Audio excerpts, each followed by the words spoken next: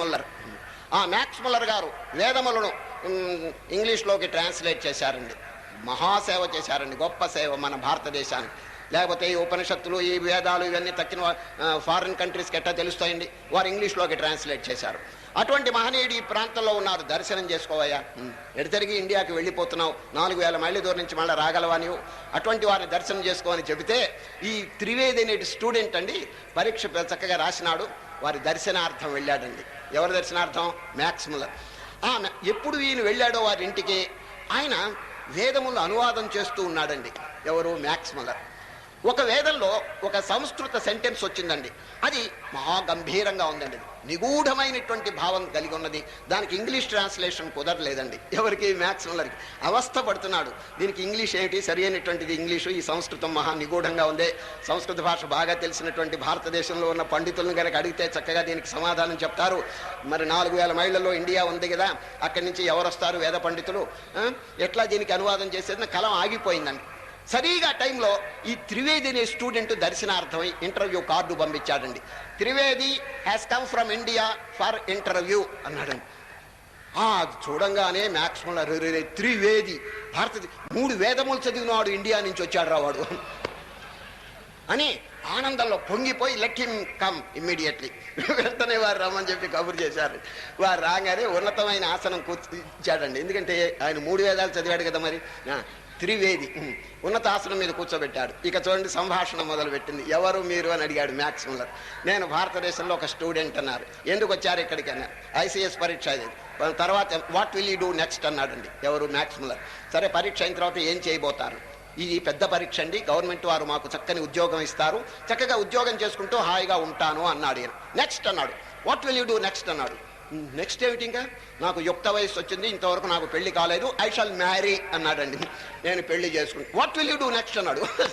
ఈ వదలలేదండి. ఇంకా పెళ్లి అయిన తర్వాత ఇంకా నెక్స్ట్ ఏమిటండి, బెటాలియన్ 1, 2, 3 అన్నాడండి ఈయన. సైన్యం బయలుదేరతారు ఇంట్లో అన్నాడండి. అంటే ఏమిటి? సంతానం. ఓహో, సంతానమా, మంచిది. తర్వాత what will you do next అన్నాడండి. తర్వాత ఏం పిల్లలు వస్తారు, కలుగుతారు, తర్వాత ఏం చేయబోతావు అని అడిగారు. ఇక్కడ రావటం పొరపాటైంది, నెక్స్ట్ అని చంపుతున్నాడు ఏమిటి, హాయిగా గవర్నమెంట్ ఉద్యోగం చేసుకుంటూ ఉంటాను, నా సంసారాన్ని ఈదుకుంటూ హాయిగా ఉంటాను అన్నాడు. నెక్స్ట్ అన్నాడు మళ్ళీ. ఆఖరికి విసుగు పుట్టి ఐ షాల్ రిటైర్ అన్నాడు. నేను రిటైర్ అయిపోతానండి. What will you do after retirement అన్నాడు. రిటైర్ అయిన తర్వాత ఏం చేస్తావు? పెద్ద పొరపాటు అయింది రావటం, ఈయన అంతు వదలటం లేదే. ఆఖరికి ఆలోచించి ఐ షాల్ డై, నేను చస్తాను అన్నాడండి. What will you do after death అన్నాడంటే. చచ్చిన తర్వాత ఏం చేయబోతావు చెప్పవయ్యా అన్నాడు. స్వామి, బతికుండగా చేసేది అర్థం కావట్లేదు నాకు, చచ్చిన తర్వాత విషయం నాకేం తెలుసు అన్నాడు. అప్పుడు చివాట్లు పెట్టాడండి మ్యాక్స్ ముల్లర్. 3 వేదాలు చదివినవాడని నేను అనుకుంటే బతికున్నప్పుడు చేయాల్సింది పశువులకు కూడా తెలుసయ్యా, నువ్వు చేసేది ఏమిటి పెద్దది, సంపాదించుకుని తింటం కాదు. ఎందుకొరకు వచ్చావో, భవిష్యత్తులో నీ శరీరం పడిపోయిన తర్వాత ఏమవుతుందో నీ గతి, అది ఇప్పుడే ఆలోచించుకోవయ్యా. నిజంగా వేదంలో చెప్పినటువంటి సారం ఏమిటిది? మానవుడి జన్మరాహిత్యం పొందాలి. ఇక్కడే మోక్షం అనేది వాడి చేతిలో కరతలామలకంగా ఉన్నప్పుడు దేని కొరకు వాడు ప్రయత్నం చేయకూడదు. కర్మ అనేటువంటిది రహితం చేయకుండా ఉంటే మళ్ళీ జన్మ తప్పదు కదా. ఏమండి, ఆ కర్మరాహిత్యానికి జ్ఞానం పొందాలి కదా, భవిష్యత్ అంతా ఇప్పుడే ఆలోచించాలి కదా. మీరు దాని గురించి ఏం పట్టించుకోకపోతే ఎట్లాగయ్యా? ఇండియాలో పుట్టి భారతదేశం ఋషుల యొక్క సంతానం అయిపోయి ఇంత మాత్రం మీకు ప్రజ్ఞ లేదా అని చెప్పి చివాట్లు పెట్టాడండి ఎవరు? Max Muller. చూసారు, ఆశ్చర్యపోయినాడు ఈ త్రివేది. మనకు కావాల్సింది ఏమిటంటే ఈ జన్మలో ఈ ప్రపంచంలో చేసేది కాదండి గొప్ప. Next what will become of our soul after death. చనిపోయిన తర్వాత ఈ బంధువులు ఏమవుతారు, ఈ మిత్రులు ఏమవుతారు, ఈ ధనం, ఈ అధికారం, ఈ సౌందర్యం ఏమైపోతుంది చెప్పండి ఇది అని ఎవరైనా ఆలోచిస్తున్నారా? నిజంగా ఆలోచిస్తే ఇప్పుడే వారికి మనస్సు మారిపోతుందండి. సరే, శాశ్వతంగా మన వెంట వచ్చేది ఏమిటి, దాన్ని పట్టుకోవాలి. ఏమొస్తుంది చెప్పండి? మనం చేసిన పుణ్యకర్మ.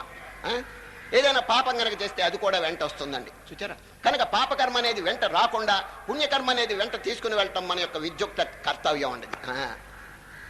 ఆ విధంగా ఎవరైనా చేస్తున్నారా? చూడండి, చనిపోయేటప్పుడు వాడు చేసినటువంటి దౌర్భాగ్య కర్మ కనుక వాడి వెంట వస్తే హీనమైనటువంటి జన్మల్లో లేక నరకం, శిక్షలు ఇవన్నీ తప్పవండి. సరే, కనుక శ్రీకృష్ణ పరమాత్మ కర్మయోగం అనే పేరుతో ఈ కర్మను శుద్ధం చేయటానికి, మానవుడికి సరి అయినటువంటి ఒక మార్గం చూపించడానికి ఒక పద్ధతి వెల్లడి చేస్తున్నారండి. సరే, కర్మయోగం కలవండి.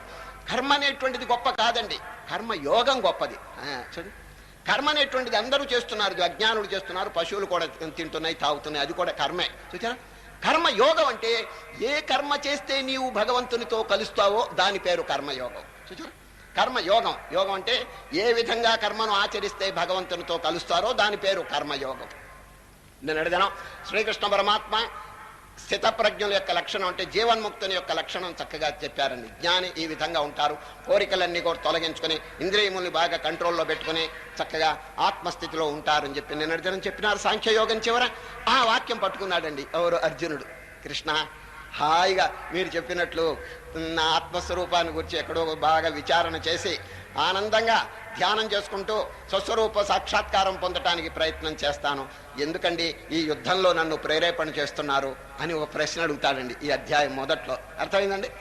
కృష్ణ పరమాత్మ యొక్క ఆశ ఏమిటంటే వీరిని నెమ్మదిగా లేపి తన కర్తవ్యం, క్షాత్ర ధర్మం ఏమిటి చెప్పండి. ఇప్పుడు దుర్యోధనుడు అవివేకం చేత చేయరాని పనులన్నీ చేసి ఎంతో లోకానికండి సరి అయినటువంటి ఆదర్శం చూపించలేదండి.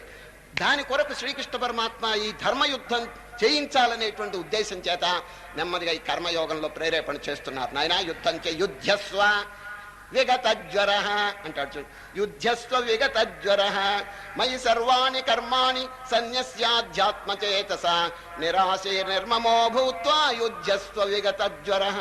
ఈ రోజు చెప్పే శ్లోకం అన్నది. సరే నాయన, నిష్కామ బుద్ధితో స్వస్వరూపం జ్ఞానం తెలుసుకొని, నిన్నటి దినం జ్ఞానం చెప్పినారు, ఆ జ్ఞానం ముందు తెలుసుకోవాలండి. సరే, కర్మ అనేటువంటిది ఆచరించడానికి ముందుగా జ్ఞానం తెలుసుకుంటే వండర్ఫుల్గా ఉంటుందండి కర్మ.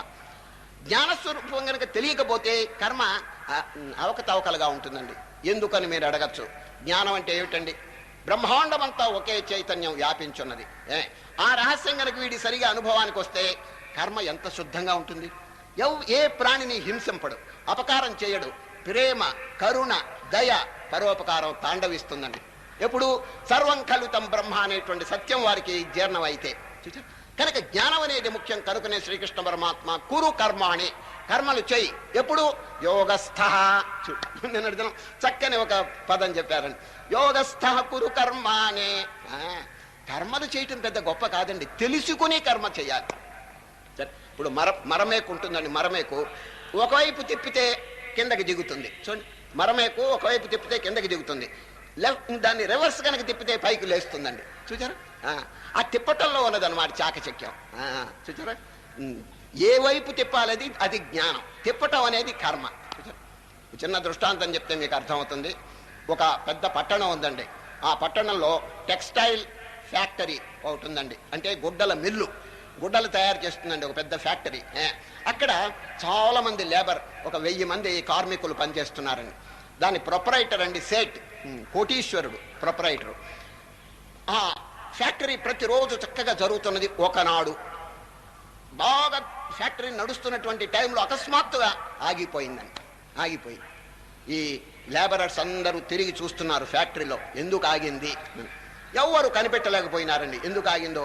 ఈ కార్మికులంతా తిరిగి తిరిగి చూచారు, ఎందుకు ఎవరు చెప్పలేకపోయారు. అప్పుడు ప్రొపరైటర్ గారండి, ఒక్క గంట గనక ఫ్యాక్టరీ ఆగిపోతే కొన్ని లక్షలు నష్టం అండి వారికి.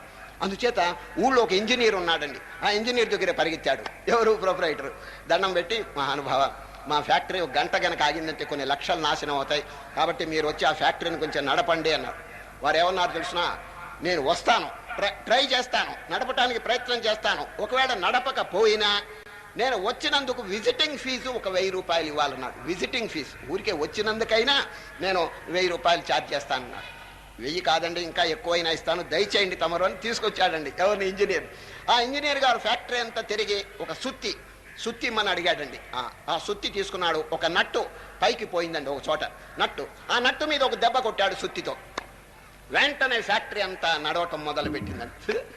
అందరూ ఆనందపడ్డారు. చూడండి, మరి ఈ సేటు గారు వారికి అర్పణ చేయొద్దు, 1000 రూపాయలు ఇవ్వాలి కదా దక్షిణ. ఓ పళ్ళెల్లో 1000 రూపాయలు వేసుకున్నారు, కర్పూరం వెలిగించినారు. మంగళం గురుదేవాయ అని ఆయన సమర్పించాడండి. ఎవరికి? ఇంజనీర్ గారు. ఈ దృశ్యం అంతా కార్మికులు చూస్తున్నారు.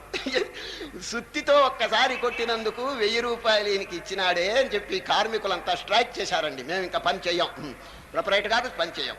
ఒక్క సుత్తి దెబ్బకి 1000 రూపాయలు ఇస్తే మేము ఎన్నిసార్లు కొడుతున్నామో జ్ఞాపకం పెట్టుకోండి. రోజుకి 20 సార్లు 30 సార్లు సుత్తితో కొడుతున్నాం, ఆ దామాషా ప్రకారం మాకు వేతనం చెల్లించండి అంటారు. ఆ ప్రొపరేటర్ గారు ఎంత చక్కని జవాబు, నాయనలారా, ఓ కార్మికులారా, కొట్టినందుకు కాదు 1000 రూపాయలు ఇచ్చింది, ఎక్కడ కొట్టవలనో తెలివికి ఇచ్చినానన్నాడు. చూచారా, కర్మకు కాదు నేను ఇచ్చింది, జ్ఞానానికి ఇచ్చినాను డబ్బు. మీరంతా చూచినారు కదా, మీరెందుకు ఫ్యాక్టరీ నడపలేకపోయినారు? సుత్తితో కొట్టడం పెద్ద గొప్ప కాదు, ఎక్కడ కొట్టవలనో తెలివి. ఇదేనండి జ్ఞానానికి కర్మకి డిఫరెన్స్. చూడండి, కర్మ అనేది అందరూ చేస్తున్నారండి, కానీ ఏ విధంగా చేయాలి? ఇప్పుడు భోజనం అనేది అందరూ చేస్తున్నారు. ఎట్లా చేస్తున్నారు? ఆ ఇచ్చిన వాడినే మర్చిపోతున్నారండి. భోజనం ఎవరిచ్చారో వారిని ఫుల్గా మర్చిపోతున్నారండి. కృష్ణ పరమాత్మ ఏం చెప్పినారు? నాయనా, వడ్డన అంతా పూర్తి అయిన తర్వాత బ్రహ్మార్పణం బ్రహ్మ హవేర్ బ్రహ్మాగ్నౌ బ్రహ్మణాహుతం బ్రహ్మైవ తేన గంతవ్యం బ్రహ్మకర్మ సమాధిన. 4వ అధ్యాయం 24వ శ్లోకం. ఇది తీర్థం తీసుకుని ఈ శ్లోకం చెప్పి ప్రోక్షించి నైవేద్యం. చూచారు, ఎవరు మనకి ఇచ్చినారు చెప్పండి? భగవంతుడు కదా. ఏమండి మీకెట్లా తెలుసునంటే, రేపు 15వ అధ్యాయంలో చెప్తారు కృష్ణ పరమాత్మ, ఓ అర్జున, నేను భూమిలో ప్రవేశించి సస్యములను వృద్ధి చేస్తాను, మీరు భోజనం చేసినటువంటి ఆహారము నేను జీర్ణం చేస్తాను.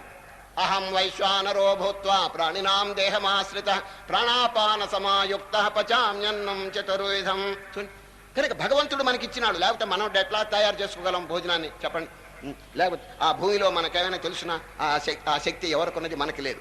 భగవానుడు మన ఉత్పత్తి చేసినాడు కాబట్టి ఎవరు ఇచ్చినారో వారికి అర్పణ.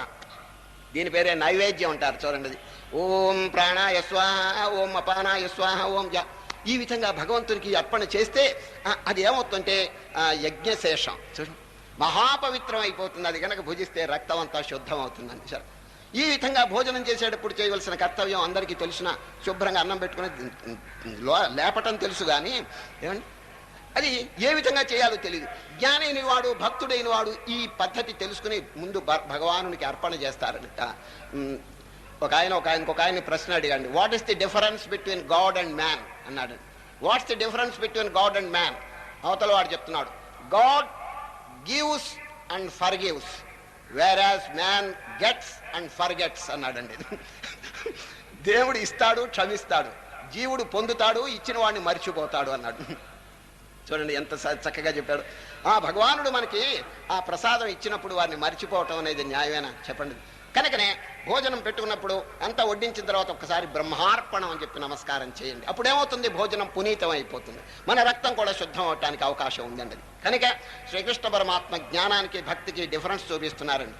నాయన, కర్మ అనేది మంచిదే, కానీ తెలుసుకుని కర్మ చేయి. ఇది లేకపోతే ఏమవుతుంది? పశువులు ఏ విధంగా చేస్తున్నాయో ఆ విధంగానే చేస్తుంటాడండి. కర్మ కాదు మనకు కావాల్సింది, కర్మయోగం.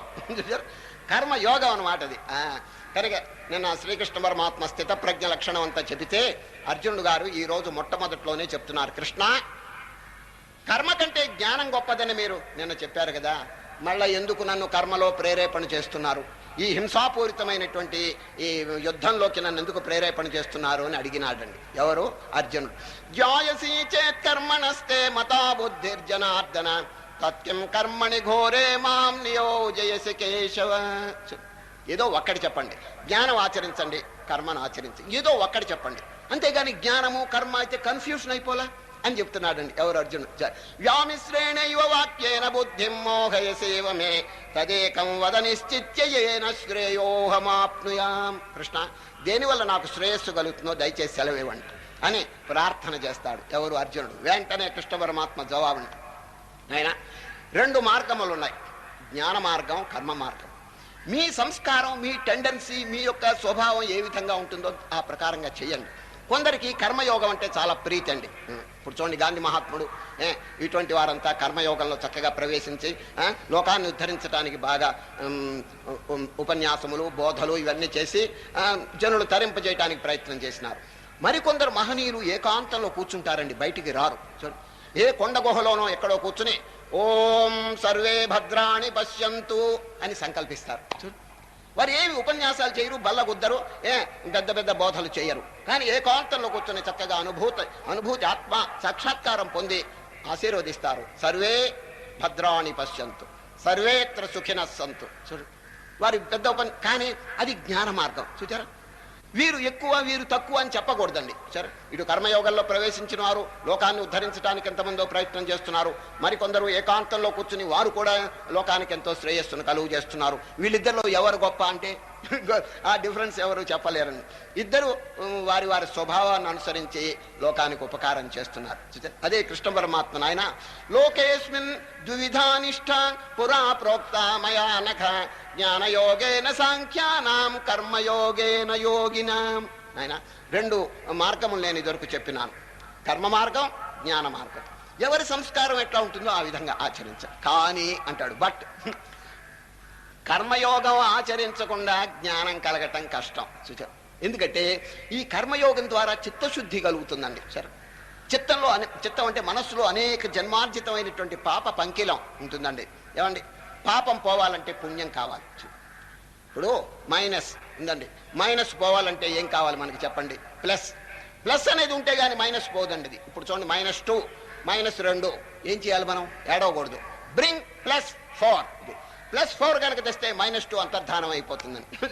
అదేవిధంగా మైనస్ అంటే ఏమిటి? పాపం.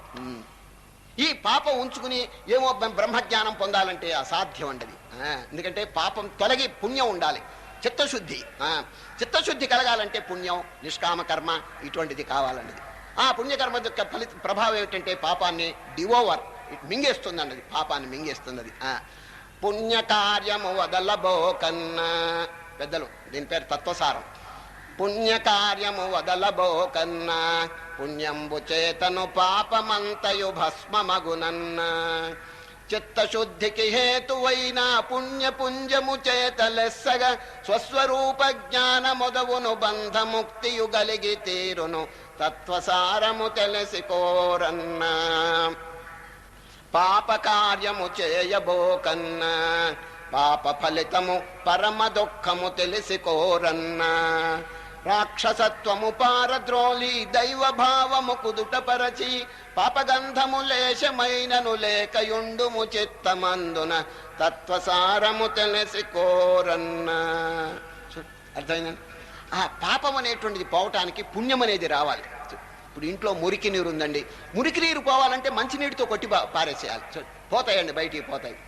కనుక ప్రతి వారు తమ హృదయంలో ఏమైనా పాపం ఉన్నదా, ఏమైనా దోషం ఉన్నదా, ఏదైనా పొరపాటు చేసినానా అని చెప్పి వెతుకుతూ ఉండాలని.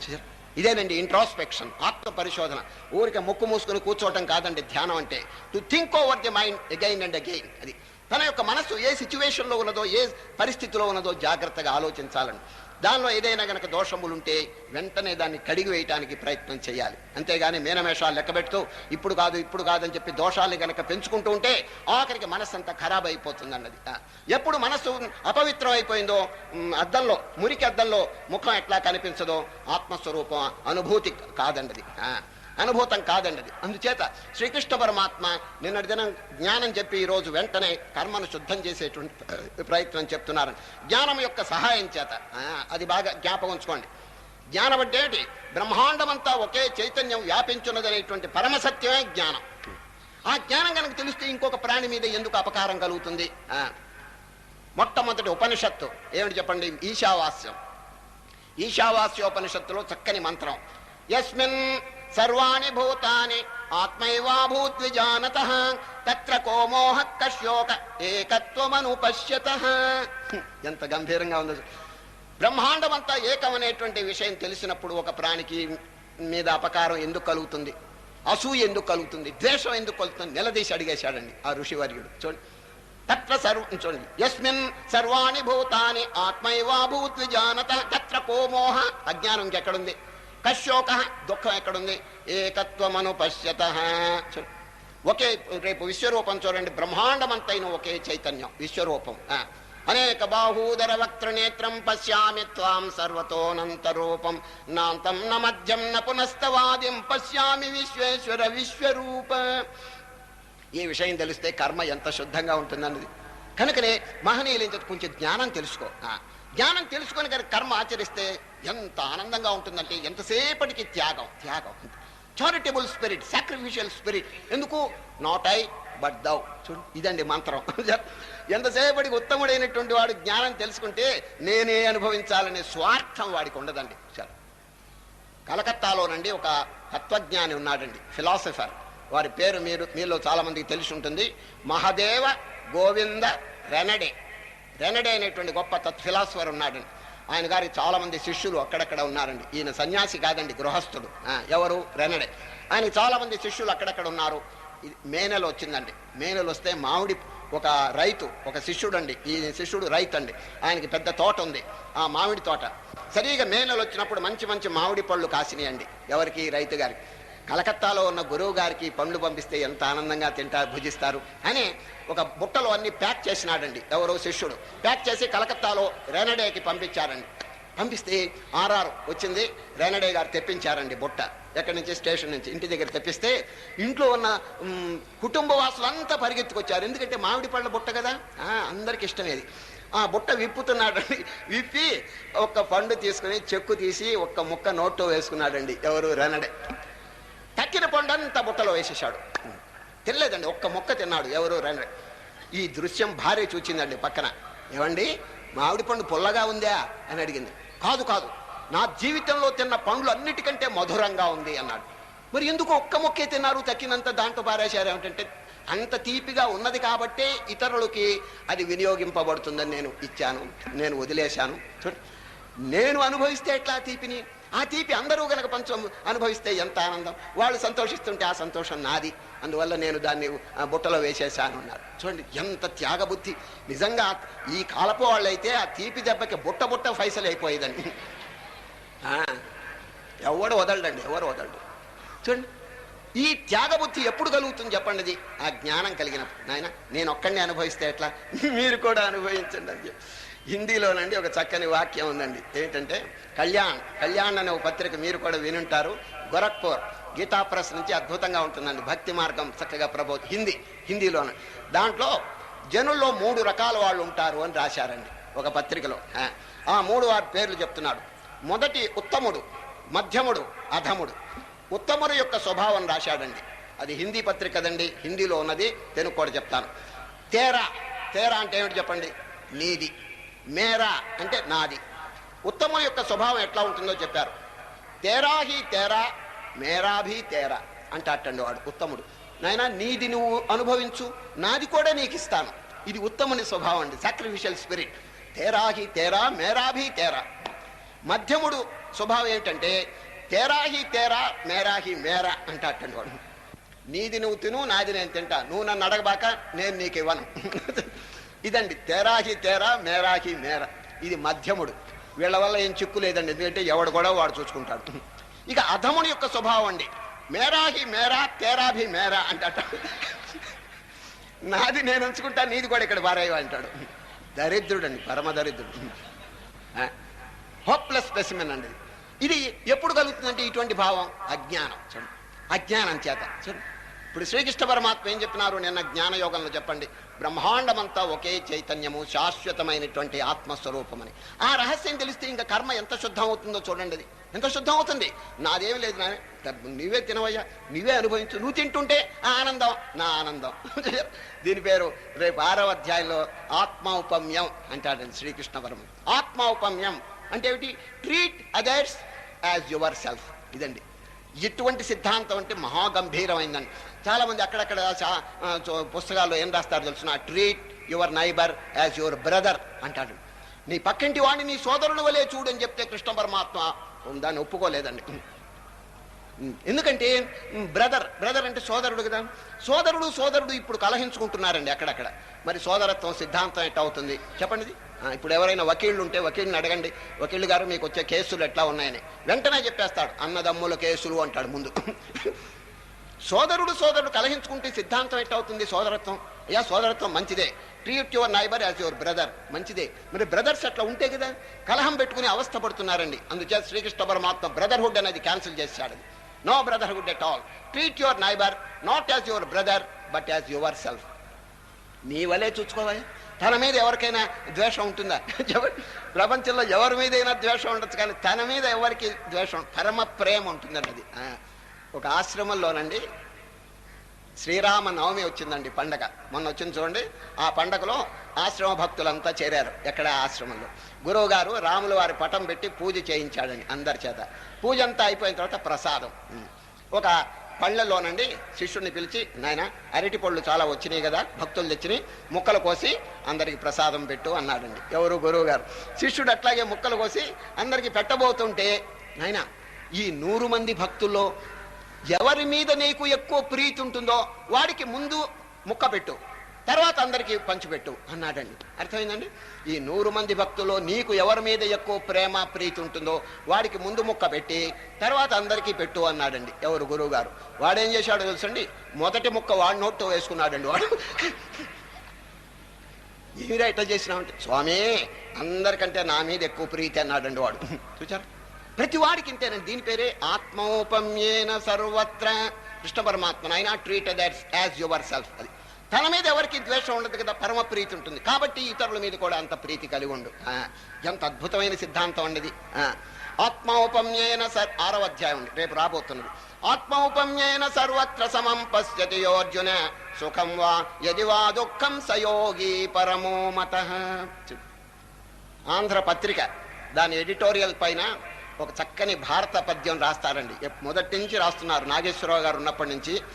ఒరులేయవియునరించిన నరవర అప్రియముతన మనంబున కగుదా నొరులకున విసేయకునికి పరాయణము పరమ ధర్మ పథములకెల్లన్. Do as you would be done by. ఇదండి సిద్ధాంతం. అర్థమైందండి? Do unto others what you expect to be done to you by others. ఇతరులు నీకు ఏది చెయ్యాలని అనుకుంటున్నావో దాన్ని నీవు ఇతరులకి చెయ్యి. ఇదండి కర్మయోగం యొక్క రహస్యం. ప్రతి ప్రాణి నీ స్వరూపం కదా. ఏమండి? మరి నీవు నీ సుఖాన్ని ఎంత అపేక్షిస్తున్నావో పరప్రాణికి కూడా సుఖాన్ని అంత అపేక్షించు. శ్రీకృష్ణ పరమాత్మ కర్మయోగంలో సిద్ధాంతీకరించింది ఇదేనండి. అది ఆయన ఏ ప్రాణి మీదైనా దయ ప్రేమ అనేది వర్షింపచేయి. నీ మీద నీకెంతో ప్రేమ ఉంది కదా, వీళ్ళందరూ భగవత్ స్వరూపం కదా, అందరూ నీ వలే ఉన్నారు కదా. మరి ఒక ప్రాణి బాధపడుతుంటే ఆ బాధ నీ బాధ కదా.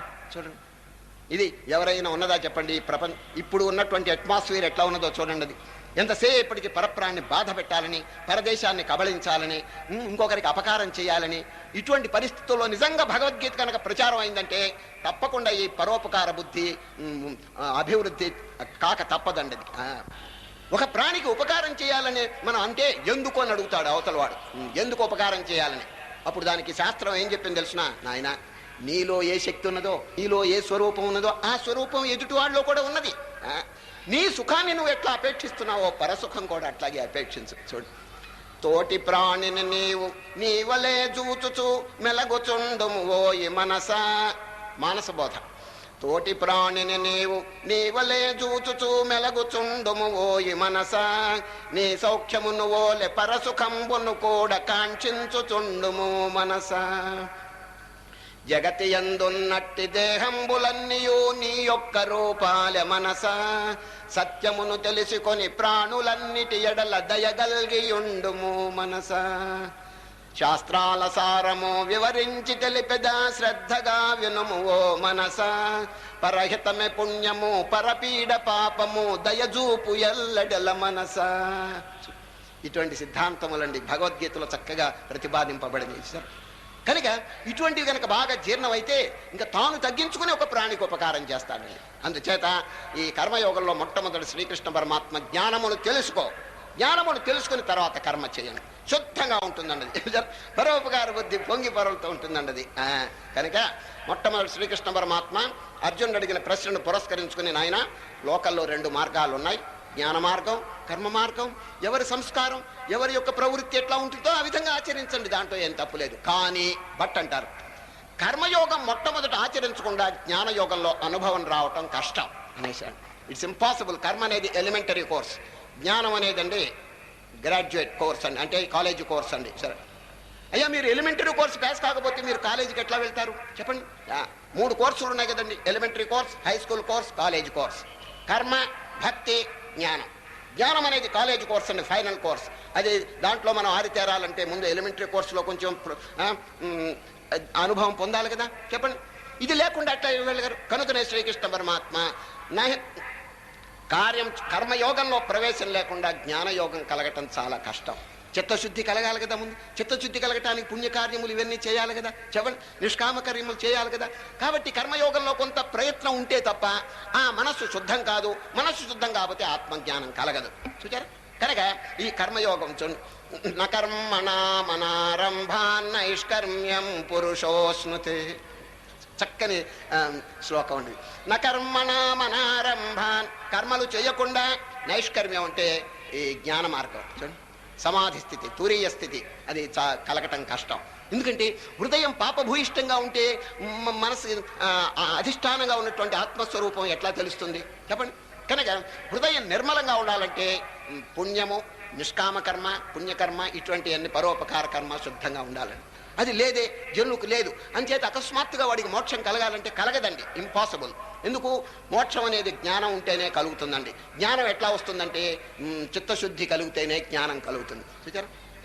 కనుకనే శ్రీకృష్ణ పరమాత్మ నాయన మీరు భక్తితో ఆరాధిస్తూ ఉండండి. చూడండి, రేపు 10వ అధ్యాయం విభూతి యోగంలో జ్ఞానము చేత మోక్షం అనేది ఖాయం. ఎక్కడైనా రాసి పెట్టుకోండి గోడ మీద, జ్ఞానోదేవత కైవల్యం. కైవల్యం అంటే మోక్షం కావాలంటే జ్ఞానం. జ్ఞానం అంటే ఏమిటి? స్వస్వరూప అనుభవం. అది తన స్వరూపం అండి. వీడి దేహం అని చెప్పి అనుకుంటాం, ఇట్ ఈస్ ఫాల్స్. దేహం కాదండి ఇది. తన యొక్క యథార్థమైన స్వరూపం తెలుసుకుంటేనే వాడికి శాంతి కలుగుతుంది కదండి. ఇప్పుడు రాత్రి నిద్రపోతున్నాడు, ఎన్నో దుఃఖాలు అనుభవిస్తున్నాడు. దుఃఖాలన్నీ పోవటానికి ఉపాయం ఏమిటి చెప్పండి? మేలుకోవటం. ఆ మేలుకోవటం అనేది జ్ఞానం. ఆ జ్ఞానంతో అన్ని దుఃఖాలు సమస్యపోతాయండి. కానీ జ్ఞానం కలగాలంటే చిత్తం మలినంగా ఉంటే కలగదండి. భగవానుడు చెప్తున్నారు 10వ అధ్యాయంలో, తేషాం సతతయుక్తానాం భజతాం ప్రీతిపూర్వకం. అర్జున, ఎవరు ప్రీతిపూర్వకంగా నన్ను గురించి చింతన చేస్తున్నారో నేను సంతోషించి దదామి బుద్ధియోగం తం ఏన మాముపయాంతితే, వారికి ఆత్మజ్ఞానం నేను కలుగు చేస్తాను. చూచారా? ఆత్మజ్ఞానం ఎట్లా వస్తుంది? By the grace of God. మనం ఎన్ని ప్రయత్నం చేసినా భగవాను యొక్క గ్రేస్, బ్లెస్సింగ్ లేకపోతే కష్టం అండి. మరి వారి బ్లెస్సింగ్ ఎట్లా వస్తుంది? మనం భక్తిపూర్వకంగా ప్రీతిపూర్వకంగా ఆరాధిస్తుంటే, మనం చేసేటువంటి కర్మలు పవిత్రంగా ఉంటే భగవాను యొక్క దయ తప్పకుండా కలిగి తీరుతుంది. దానివల్ల ఆత్మజ్ఞానం కలుగుతుందని, దానివల్ల మోక్షం పొందుతాడు. అర్థమైందండి? కనుక నకర్మణామనారంభా నైష్కర్మ్యం పురుషోస్నుతే. నైష్కర్మ్యం అంటే మోక్షస్థితి ఈ కర్మలు ఆచరించకుండా మొదట్లో కలగదు. ఎందుకంటే చిత్తశుద్ధి కలగాలి. కనుక పాపం అనేటువంటిది మహాఘోరమైనటువంటిదండి. హృదయంలో పాపం ఉన్నంత వరకు, ద్వేషం ఉన్నంత వరకు, అసూయ ఉన్నంత వరకు, దుష్టగుణాలు ఉన్నంత వరకు ఇంపాసిబుల్. మోక్షం అనేది అసాధ్యం అండి. కనుక ఊరికి కలవరిస్తే కాదండి, నాకు రెనెన్సీ, నాకు మోక్షం రియలైజేషన్ కావాలంటే ఎట్లా వస్తుందండి? First think over your mind. అది మీ మనస్సు ఏ స్థితిలో ఉందో కొంచెం ఆలోచించండి. తమోగుణమా, రజోగుణమా, సత్వగుణమా? చూడండి, మనం పొందవలసింది ఏమిటి? సత్వగుణం కూడా దాటిపోయి విశుద్ధ సత్వం. చూచారు? విశుద్ధ సత్వం అంటే ఏమిటంటే గుణాతీతం. ఆ గుణాతీతమైనటువంటి స్థితిలోకి పోవాలంటే 3 గుణములు దాటాలంటే మొట్టమొదటి సత్వగుణం దగ్గరికి రావాలండి. సత్వగుణం. చూచారు? ఏ గుణాలు పోవాలి? తమోగుణం పోవాలి, రజోగుణం పోవాలి. ఇప్పుడు టైం కాదండి, ఎందుకంటే 14వ అధ్యాయం గుణత్రయ విభాగ యోగంలో చక్కగా చెప్తాం. అది భగవానుడు ఒక అధ్యాయమే కేటాయించినారు ఈ 3 గుణాలకి. సరే, చాలా మంది యొక్క పరిస్థితి ఎట్లా ఉంది? తమోగుణం. తమోగుణం అంటే ఏమిటండి? బద్ధకం, సోమరితనం, ఎక్కువ భోజనం, ఎక్కువ నిద్ర, ఇదండి తమోగుణ సంబంధంగా. ఏమి ఒక పని చేయడండి, ఊరికే కూర్చుంటాడండి. దానివల్ల మోక్షం ఎట్లా వస్తుందండి? ఈ తమోగుణం వల్ల. ఇప్పుడు ఊరికే కూర్చుంటే ఒకటి మాత్రం తప్పకుండా వస్తుందండి. ఏమిటి తెలిసిన? చావు. ఏనాటికైనా చస్తాడు వాడు, ఊరికే కూర్చుంటే చాలండి. కానీ మోక్షం రాదండి. మోక్షం ప్రయత్నం యొక్క ఫలితం. కష్టపడి తన యొక్క మనస్సును శుద్ధం చేసుకుని మోక్షం పొందాలే కానీ ఊరికే కూర్చుని తిని తాగి నిద్రపోతుంటే మోక్షం రాదండి అది. అందుచేత శ్రీకృష్ణ పరమాత్మ చక్కగా ఇక్కడ బోధిస్తున్నారు. నాయన కర్మలు ఆచరిస్తూ చిత్తశుద్ధి కలుగు చేసుకుని నిష్కామ భావంతో, కర్తృత్వం లేకుండా దైవార్పణ బుద్ధితో చేయండి. సరే, కర్మలు ఎడితిరిగి చేయాల్సిందే. ఇప్పుడు నడవటం కర్మే కదా. పెద్దలు ఏం చెప్తున్నారు? ఆయన ఎడితిరిగి నడుస్తున్నావు, ప్రదక్షిణం అని ఎందుకు అనుకోకూడదు అన్నాడు. చూడండి, ఒక మహనీయుడు ఎడితిరిగి నువ్వు నడుస్తున్నావు, నడవక తప్పదు, ప్రదక్షిణ అనుకోరాదా? భగవంతుడు అన్ని చోట్ల ఉన్నాడు కదా, నువ్వు నడక అనుకుంటే ఎట్లా? అది ప్రదక్షిణంగా మార్చుకోవయ్యా అన్నాడు. చూడండి, ఆత్మాత్వం తరిష్యసి. అర్జున, మహాపాప సముద్రం సంపాదించిన జ్ఞానం అనే నావ తెచ్చుకోవయ్యా, అవలీలగా ఈ పాప సముద్రం దాటివేయవచ్చున్నా. చూడండి ఎంత ధైర్యం చెప్పిన. పాపం చెయ్యమని కాదు, ఏదైనా పొరపాటు గ్రహపాటున పాపం చేసినా ఇక అధైర్యపడవద్దు. ఇక మీదట ఆ పాపం కడిగి వేసుకుని పుణ్యంలో అడుగు పెట్టు. చూచారు? జ్ఞానంలో అడుగు పెట్టండి. అదండి మహనీయులు ఏం చెప్పినారు? Hey hate sin but not the sinner. ఇదండి మన యొక్క సిద్ధాంతం. అది హేట్ సిన్, పాపాన్ని దూషించండి, పాపాత్ముని దూషించవద్దు. ఎందుకంటే ఈనాడు పాపాత్ముడు పెద్దల యొక్క సాంగత్యం చేత పుణ్యాత్ముడుగా మారగలడు. చూచారు, మనకి రత్నాకరుడే దృష్టాంతం అండి. ఎంతమందో రండి చైరాని పనులన్నీ చేసి మహాత్ముని యొక్క సాంగత్యం చేత మారిపోయిన మహనీయులు ఎంతమందో ఉన్నారండి. చూచారు, కనుక శ్రీకృష్ణ పరమాత్మ అండి అక్కడక్కడ చెప్తుంటారు. రేపు 9వ అధ్యాయం చూడండి. అపి చేత్ సుదురాచారో భజతే మాం అనన్యభాక్ సాధురేవ సమంతవ్య సమ్యక్ వ్యవసితో హి సహ. సుదురాచారం, మహాపాప దురాచారం కలిగినా కూడా వారు కనుక మంచి మార్గంలోకి వస్తే వారి పేరు సాధు. కనుక ఎవరిని కూడా మనం కించిత్ చేయకూడదండి. స్వామి వివేకానంద ఎంత గంభీరంగా చెప్పారో చూడండి. ఓ డివినిటీస్ అపాన్ ఎర్త్, పాపుల్ని సంబోధన చేస్తున్నాడు చూడండి. పాపాత్ముల్ని ఎట్లా పిలిచాడంటే, ఓ డివినిటీస్ అపాన్ ఎర్త్, భూమిపై మూర్తి భవించినటువంటి చిన్మయ స్వరూపులారా, సిన్నర్స్, మీరు పాపులా. It is a sin to call a man a sinner. మానవుణ్ణి పాపి అని అనటమే పాపం అనేసాడండి. చూడండి, అట్లా అనబాకండి. It's a sin to call a man a sinner. It's a standing libel on human nature to call a man a sinner. Stand up, O lions, shake off the delusion that you are sheep. You are souls immortal, blessed and free. You are not matter, matter is your servant. ఎంత గంభీరమైన బోధన ఇదండి. ఇప్పుడు మనకు కావాల్సింది ఎవరిని కించిత్ చేయకూడదండి. ఎందుకంటే పాపం ఏదో పొరపాటు గ్రహపాటు చేయరాని తెలివి తక్కువ చేత కొందరు కొన్ని పనులు చేస్తుంటారు. మనం ఏం చేయాలి తెలుసండి, నిరుత్సాహపరచకూడదు. నాయన నువ్వు చేసేది పొరపాటు, ఇక మీదట ఆ పొరపాటు చేయవద్దు. ఏదో గతించిన దాని గురించి మీరేమి చింతన చేయబాకండి. Let the dead past bury its dead అన్నాడు. ఎవరు? లాంగ్ ఫెలో అనే కవీశ్వరుడు. Let the dead past bury its dead, acting the living present, heart within and God overhead. గతించిన దాని గురించి ఏడవబాక, ఏదో అయిపోయింది, బురద తొక్కావు, ఇప్పుడేం చేయాలి? నీళ్లు తీసుకుని కాళ్ళు కడుక్కోండి, మరలా బురదలో కాలు పెట్టవద్దు. ఇదండి సరే. కనుక హృదయంలో ఏదైనా పాపము దోషము ఏదైనా ఉంటే ఏం చేయాలి తెలుసండి? పుణ్యాన్ని పిలుచుకురండి. పుణ్యాన్ని తీసుకొచ్చి పాపాన్ని భస్మీభూతం చేయాలి. ఎప్పుడు? రేపు 7వ అధ్యాయంలో కృష్ణ పరమాత్మ చెప్తారండి ఇది. ఏషాం త్వంతగతం పాపం. మీలో కొందరు అడగచ్చు, ఏమండి చేసిన పాపం ఏమైపోతుంది అని మీరు అడగచ్చు. కృష్ణ పరమాత్మ చెప్తున్నారు, నాయన పుణ్యం కనుక తెచ్చుకుంటే పాపం దగ్ధం అయిపోతుందని స్పష్టంగా చెప్పేశారండి. సరే, పాపం చేయమని కాదు, ఇదివరకు చేసినటువంటి పాపం దాని గురించి ఊరికి ఏడుస్తుంటే లాభం లేదండి. బ్రింగ్ యువర్ పుణ్యం పాజిటివ్. ఆ పాజిటివ్ పుణ్యం కనుక తెచ్చుకుంటే నెగటివ్ పాపం ఎగిరి అవతల పోతుంది. దానికి ప్రమాణం 7వ అధ్యాయం. ఏషాం త్వంతగతం పాపం జనానాం పుణ్యకర్మణాం తే ద్వంద్వమోహ నిర్ముక్త భజంతే మాం దృఢవ్రత. ఎంత అద్భుతమైన. కనుక ఇంకా పాపులు చింత పడవలసిన పని లేదు. ఏదో పొరపాటు గ్రహపాటు జరిగిపోయింది. ఇక మీదట పాపం చేయకుండా, ఉన్నటువంటి పాపాన్ని గురించి ఏడవకుండా దాన్ని కడిగేయటానికి ప్రయత్నం చేయాలి. పాపం దేనివల్ల కడగబడుతుంది? పుణ్యం చేత, నిష్కామ కర్మ చేత అదంతా దగ్ధం అయిపోతుందని, తొలగిపోతుంది. అందుచేత శ్రీకృష్ణ పరమాత్మ నాయన పుణ్యాన్ని అధికం చేసుకోండి. ఏషాం త్వంతగతం పాపం. చూడండి, అంతగతం పాపం పుణ్యకర్మణం. పుణ్యకార్యముల చేత పాపం ఎవరికి తొలగిపోయిందో చూచారు, తొలగిపోతుందండి, తప్పకుండా పోతుంది. ఊరికే ఏడవలసినటువంటి పని లేదండి అది. కనుకనే మహాత్ముల యొక్క చరిత్ర చూడండి, ఒక్కొక్కసారి పొరపాటు జరగవచ్చు, కానీ వారేమి చింతపడరండి. Fight for the best, face the worst. ఇదండి వారి యొక్క సిద్ధాంతం, పెద్దల యొక్క సిద్ధాంతం. అయినా మంచి కోసం పోట్లాడండి. దారిలో ఏదైనా బాధలు వస్తే దాన్ని అధిగమించండి. Surmount difficulties. డిఫికల్టీస్ వచ్చినాయని ఎవరు ఈ మూలగవలసిన పని లేదండి. అది fight for the best, face the worst. ఏది వచ్చినా అవాంతరం అండి, కేర్ చేయకూడదు. మనం పోయేది గమ్యస్థానం చాలా అద్భుతమైంది, మోక్షం, దైవ సాక్షాత్కారం. దానికి కొరకు పోతున్నాం. దారిలో వచ్చే చిన్న చిన్న అవాంతరములు మనం లెక్క చేయకూడదండి. అది సరే. కొందరండి ఏమో పొగడతారు, ఎవరు మీరు గొప్పవారని, కొందరు తిడతారు. ఇవన్నీ లక్ష్య పెట్టుకుంటే ఎట్లా చెప్పండి? ఈ జ్ఞానైనటువంటి వాడు కేర్ చేయడండి వీళ్ళందరినీ కూడా. Hate then no more. Few only know the truth, the rest will hate and laugh at the but pay no heed. Vivekananda. సత్యం తెలిసిన వారు కొద్దిమంది. Few only know the truth, the rest will hate and laugh at the but pay no heed. Go thou from place to place and help them out of Maya's wheel. కొందరే సత్యమిరుంగుచుందురిలను కాని తక్కిన వారలు ఘనుడ నిన్ను చేరి నవ్విన లక్ష్యం బొసేయబోకు. మిత్రుడా ఎల్ల కడలకు బోయిపోయి మోదమున కై వెదక ఖేదమునకు భయపడకయుండి తలచనుచు మాయ తెరదీసి జనుల తమమ్ము బాపి ఎతిపాడుము కంఠము ఎత్తిపాడు యతివరాధీర ఓం తత్సదనుచుబాడు. సాంగ్ ఆఫ్ ది సన్యాసన్ 13 పద్యాలు రాసినారండి వివేకానంద. ఇంగ్లీష్లో అద్భుతంగా ఉంటాయి. దాని పేరు యతి గీతం, ది సాంగ్ ఆఫ్ ది సన్యాసన్. వారు ఇదే చెప్పినారండి, నాయన కేర్ చేయబాకండి. ఏదో రకరకాలుగా అంటుంటారు, ఇవన్నీ మనం మనసులో పెట్టుకుంటే ఎట్లా? ముందుకు పోతుండాలండి, సాగిపోతుండాలి. మన గమ్యస్థానం చాలా గంభీరమైందండి. ఏమండి, ఈ దారిలో వచ్చిన అవాంతరములన్నీ కేర్ చేయకూడదండి. కనుకనే ఈరోజు శ్రీకృష్ణ పరమాత్మ కర్మయోగాన్ని బోధిస్తూ అర్జున జ్ఞానము కర్మ 2 మార్గాలు.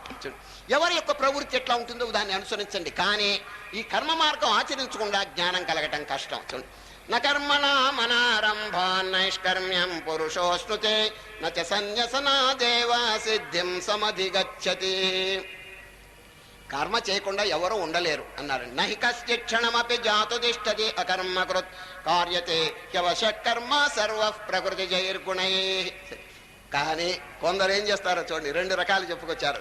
కొందరు తాత్కాలికమైనటువంటి ఆవేశాలు, చూడండి, తాత్కాలికమైనటువంటి వైరాగ్యాలు కలిగి ఇళ్లలో నుంచి వెళ్ళిపోతారటండి. కొందరు వెళ్ళిపోయి ఏకాంతంలో కూర్చుని ఏమో పెద్ద వైరాగ్యం కలిగినట్టు నటిస్తారండి. దాన్ని శ్రీకృష్ణ పరమాత్మ ఖండిస్తున్నారండి. సార్ ఇప్పుడు జరగటం లేదండి. అక్కడక్కడ ఇళ్లలో ఏదో పోట్లాడుకునో లేకపోతే ఏదో కలహాలు పెట్టుకునో వదిలిపోతారండి, పోయి ఎక్కడికో పోతారు. పాప ఇంట్లో వాళ్ళంతా బాధపడుతుంటారు. ఆయన అక్కడ చేసింది ఏమిటి? ఏం లేదండి, మోక్షం కలగనే కలగదండి. అక్కడ ఏకాంతంలోకి వెళ్తే మనస్సు ఎట్లా ఉంటే ఎక్కడ ఉంటుందండి? శరీరం ఆశ్రమంలోనో మఠంలోనో ఎక్కడో ఉండొచ్చు కాక, మనస్సు అదే శ్రీకృష్ణ పరమాత్మ నిలదీసి అడుగుతున్నారండి. కర్మేంద్రియాణి సంయమ్య. కర్మేంద్రియములు అంటే ఏంటి చెప్పండి? చేతులు కాళ్ళు ఇవన్నీ కర్మేంద్రియాలు. అది సంయమ్య. ఒక చోట కూర్చుని కొండ గుహలోనో లేకపోతే ఆశ్రమంలోనో ఈ కాళ్ళు చేతులు బిగబెట్టుకుని ఇట్లా కూర్చున్నాడు. But what about the mind? మనస్సు ఎట్లా ఉంటుందని అడుగుతున్నారు కృష్ణ పరమాత్మ. కర్మేంద్రియాణి సంయమ్య యాస్తే మనసా స్మరన్ ఇంద్రియార్థాన్ విమూఢాత్మ మిథ్యాచార సౌచ్యతే. దొంగ నాటకం అన్నాడు.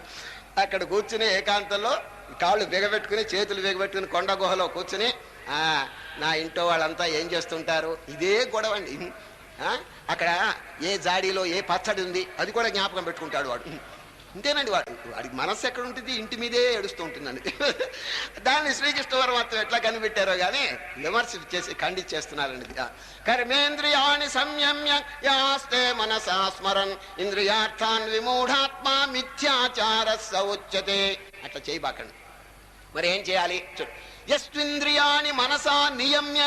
ఇంటి దగ్గర ఉండి మీ ఇంద్రియములు మనస్సు నిగ్రహించుకోండి. ఇంటి దగ్గర ఊరికి పరిగెత్తబాకండి, ఎక్కడో ఇక్కడికి అక్కడికి. అక్కడ వెళ్ళి చేసేదేమిటి చెప్పండి?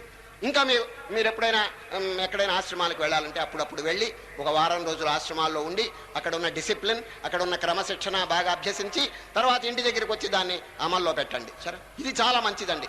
అంతేగాని అన్ని తెగదంపులు తెచ్చుకుని అక్కడికి వెళ్తే ప్రారంభ స్థితిలోనండి అసాధ్యం అండి, మనస్సు నిలవదండి. అదే చెప్తున్నారు శ్రీకృష్ణ పరమాత్మ. First purify your heart at home. అది ఇంటి దగ్గరే చక్కగా మీరు ప్రాక్టీస్ చేసుకోండి.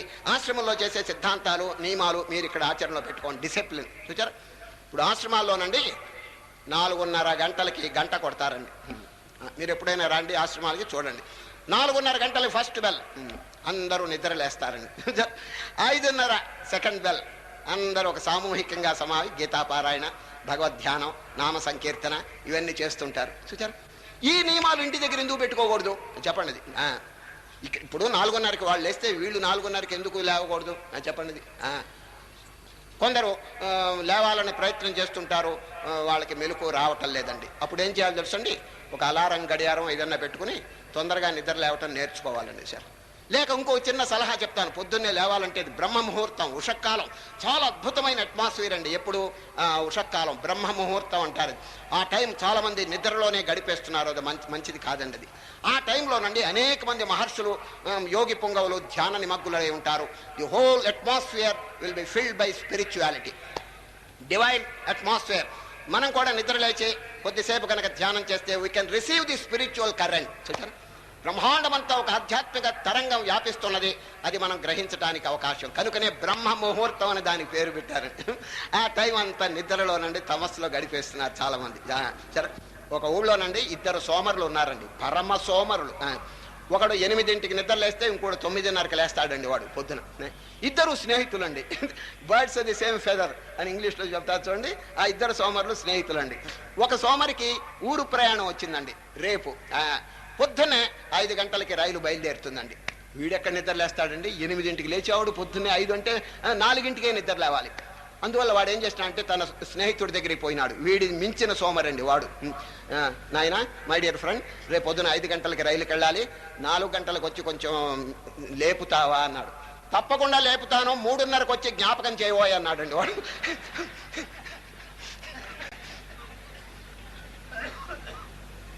పరమ సోమరి.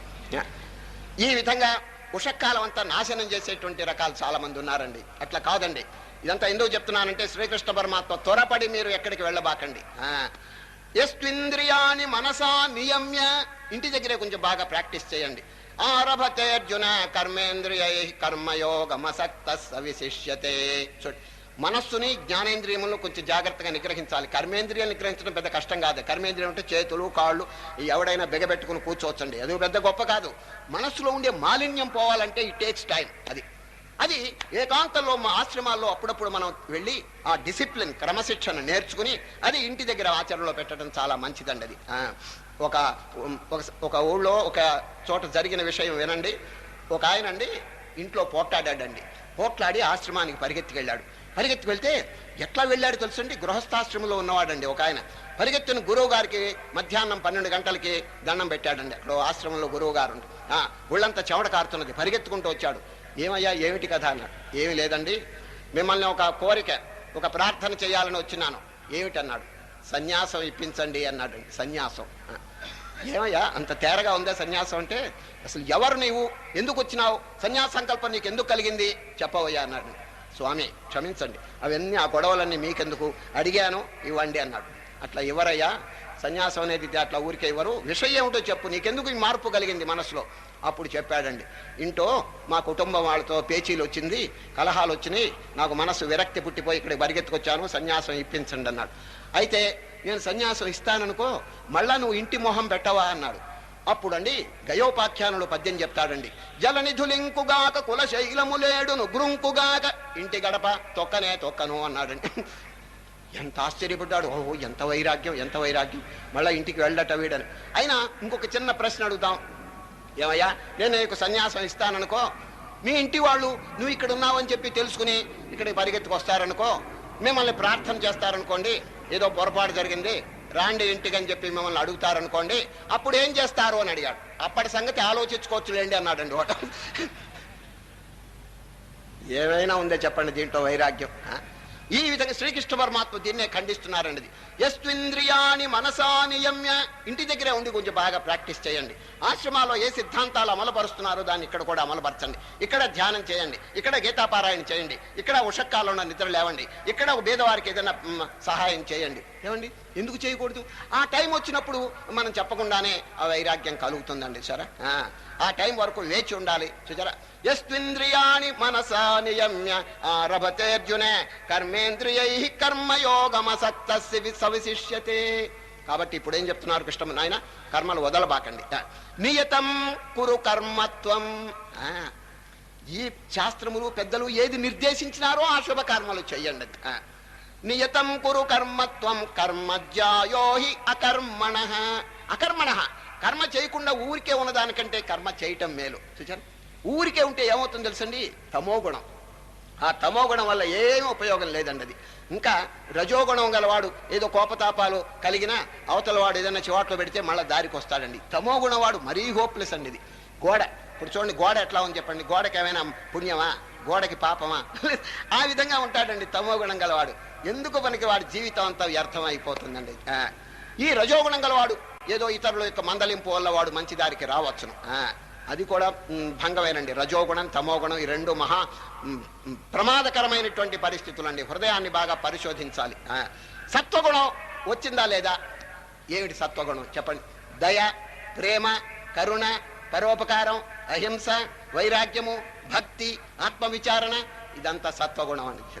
ఈ సత్వగుణం కనుక వస్తే హృదయం ఎంతో నిర్మలంగా ఉండి ఎంత గొప్ప అనుభూతి కలుగుతుందంటే చెప్పడానికి లేదండి. జ్ఞానం కలగటానికి సత్వగుణం అనేది చాలా సహాయపడుతుందండి. అది హృదయం అద్దం మోస్తరు గనక నిర్మలంగా ఉంటే ముఖం అనేది ఎంత స్వచ్ఛంగా కనిపిస్తుందో అదేవిధంగా ఆ హృదయంలో ఈ పాపభూయిష్టమైనటువంటి సంకల్పములు వృత్తులు గనక ఎగిరిపోతే హృదయంలో ఆటోమేటిక్గా వారి సాక్షాత్కారం కలిగిపోతుందండి. కనుకనే శ్రీకృష్ణ పరమాత్మ ఈ కర్మయోగాన్ని ప్రోత్సహిస్తున్నారు. నాయనా, జ్ఞానం అనేది మొట్టమొదట్లో అందరికీ వంట పట్టదు. ముందు చిత్తమును శుద్ధం చేసుకోండి, ఒక ఉపకార భావన కలిగి చేసుకోండి. ఏదో విధమైనటువంటి సేవ, ఈ సేవ వల్ల నిష్కామ కర్మ వల్ల ఏమవుతుందంటే చిత్తశుద్ధి అంటే ప్యూరిఫికేషన్ ఆఫ్ హార్ట్. అది ఇంగ్లీష్లో ఒక చక్కని వాక్యం, the more the service the more the purification. చక్కని వాక్యం. The more the service the more the purification, the more the purification the more the expansion, the more the expansion the more the illumination, the more the illumination the nearer is the salvation. ఎంత చక్కగా చెప్పారు. ఎంతంత వరకు మన హృదయం పవిత్రం అయిపోతుందో అంతంత మోక్షానికి దగ్గర పడుతుంటాం మనం. ఆ హృదయ శుద్ధి కనుక లేకపోతే, పాపం కనుక ఘనీభవించుంటే, ఈ cannot realise in this birth, impossible. ఎవరు కూడా మోక్షం పొందలేరండి. అది కనుక ఈ పాపం అనేది ఘోరమైనటువంటి విషయం. దాన్ని తొలగించటం ఎంత శీఘ్రంగా ఉంటే అంత మంచిదండి. అది కనుకనే శ్రీకృష్ణ పరమాత్మ ఈ కర్మయోగమును చక్కగా ప్రోత్సహించిన ఆయన, ఎగ్జామిన్ యువర్ హార్ట్. అది మీ హృదయాన్ని, మీ ఏదైనా కనుక దుష్ట సంకల్పములు ఏదైనా కనుక ఉంటే వెంటనే దాన్ని పారద్రోలండి. దుర్బుద్ధి కనుకుంటే దాన్ని వెంటనే పారద్రోలండి. అట్లా అనేక జన్మల నుంచి కూడగట్టుకున్నటువంటి పాడు సంకల్పాలు, పాడు వృత్తులు, దురభ్యాసములు ఉంటాయండి జనుల్లో. దాన్ని ప్రయత్నపూర్వకంగా పోగొట్టాలి. అట్లా పోగొట్టకపోతే ఏమో తెలుసండి, ఆ జ్ఞానం అనేది కలగనే కలగదు. జ్ఞానం కలగకపోతే వాడికి శాంతి మోక్షం అనేది సిద్ధించదండి. ఇది సందర్భం వచ్చింది కాబట్టి చెప్తున్నాను. అనేక జన్మల నుంచి పేరుకుపోయినటువంటి కొన్ని దుర్గుణాలు ఉంటాయండి. దీని పేరే వాసన. వాసన తెలుగులో వాసన కాదండి. తెలుగులో వాసన అంటే స్మెల్. దుర్వాసన, సద్వాసన అంటారు చూడండి, మంచి వాసన. అది కాదు. సంస్కృతంలో వాసన అంటే టెండెన్సీ, సంస్కారం. అనేక జన్మల్లో చేసినటువంటి పాడలవాట్లు అండి. దీని పేరు దుర్వాసన. ఈ వాసనలు ఎప్పుడు హృదయంలో ఉంటాయో ఇట్స్ ఇంపాసిబుల్. ఇక మానవుడికి జ్ఞానం కలగనే కలగదు, కలిగినా నిలవదండి. అందుచేత శ్రీకృష్ణ పరమాత్మ మన వేద శాస్త్రములన్నీ వాసనాక్షయం, తత్వజ్ఞానం, వాసనాక్షయం, మనోనాశం, మూడండి.